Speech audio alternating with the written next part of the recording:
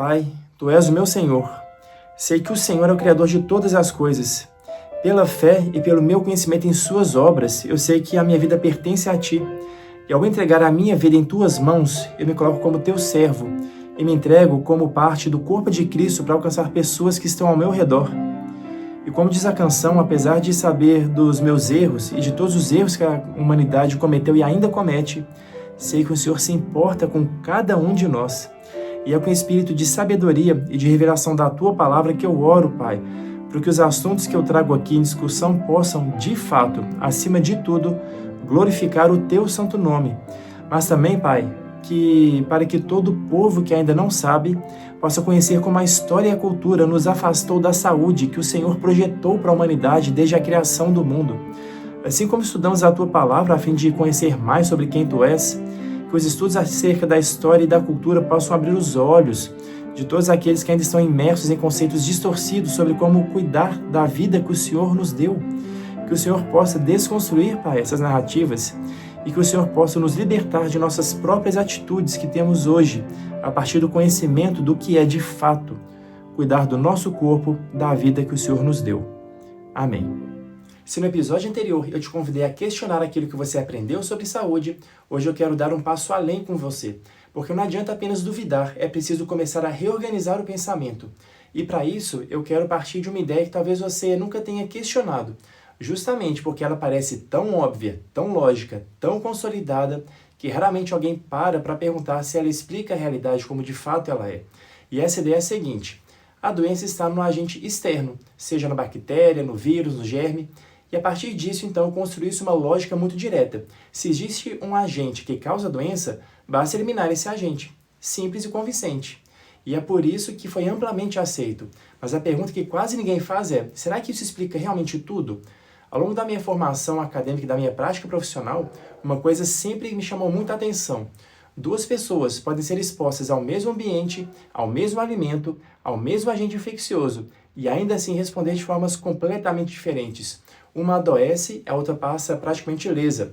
Uma desenvolve sintomas intensos, a outra nem percebe que foi exposta. Eu reflito então, se a causa fosse apenas o agente externo, o resultado não deveria ser o mesmo para todos? Mas não é isso que acontece, e é exatamente aqui que começa uma outra linha de pensamento.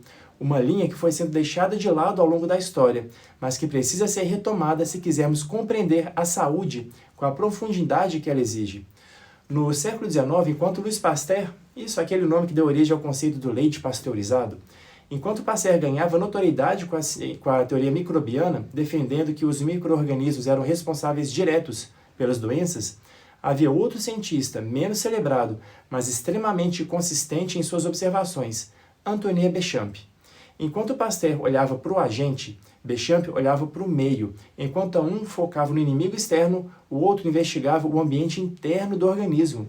E essa diferença de perspectiva muda completamente tudo. Béchamp defendia a ideia de que o corpo não é um campo passivo que simplesmente é invadido por agentes, mas sim um sistema dinâmico, onde o ambiente interno determina a forma como esses agentes se comportam.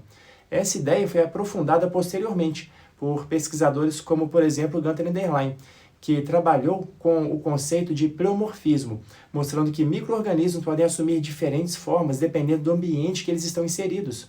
Ou seja, o comportamento biológico não é fixo, ele responde ao terreno. E é aqui que entra um conceito central que vamos trabalhar ao longo de vários episódios, o termo terreno biológico. O terreno biológico é o conjunto de condições internas do organismo: metabolismo, nutrição, sistema imunológico, equilíbrio ácido-base, carga tóxica, integridade intestinal, entre diversos outros fatores. Em outras palavras, o terreno biológico é o contexto em que a vida acontece dentro de você. Quando esse terreno está equilibrado, o corpo consegue se adaptar, responder e se regular.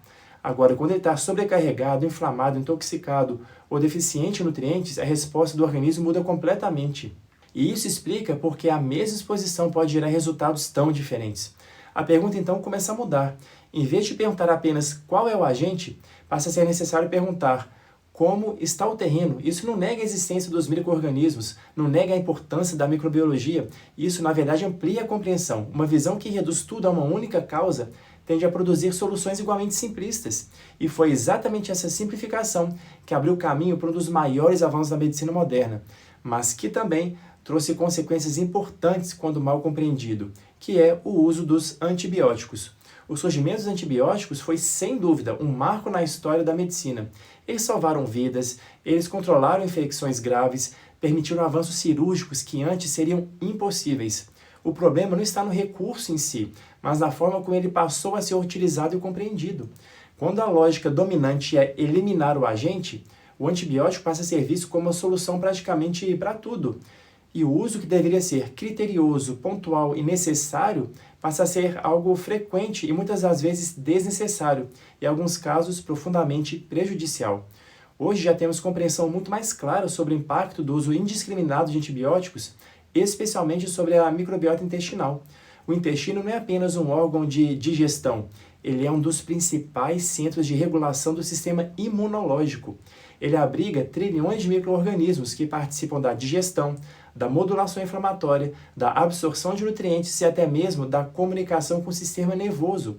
Quando há uso repetido e desnecessário de antibióticos, ocorre uma alteração desse ecossistema, o processo que chamamos de disbiose. E a disbiose não afeta apenas o intestino, ela repercute em todo o organismo, podendo estar associada a quadros inflamatórios crônicos, alterações metabólicas, problemas imunológicos e até mesmo manifestações neurológicas.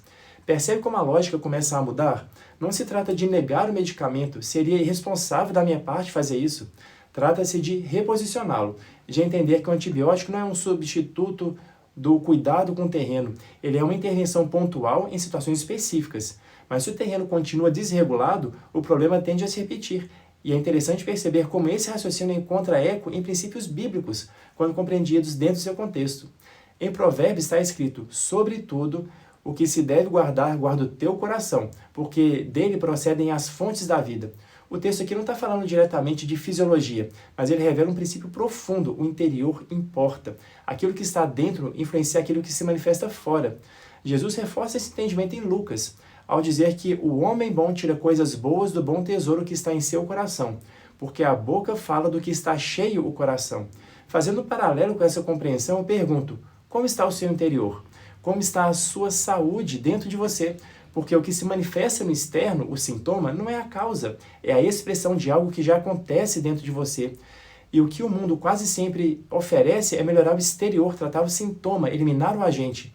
Mas o terreno, a origem, o contexto interno, esse raramente é o foco. E isso exige uma mudança de postura, porque é muito mais fácil culpar apenas o que está fora do que assumir uma responsabilidade sobre aquilo que está dentro.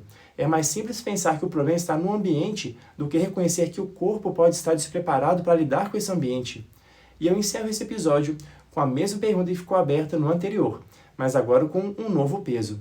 Se o terreno biológico importa, se o estado interno do organismo influencia diretamente a saúde, então o que moldou esse terreno? Como chegamos a um ponto em que tantos organismos estão desregulados, inflamados e tão sobrecarregados? Isso aconteceu por acaso ou existe uma construção histórica por trás disso? É exatamente isso que vamos aprofundar no próximo episódio.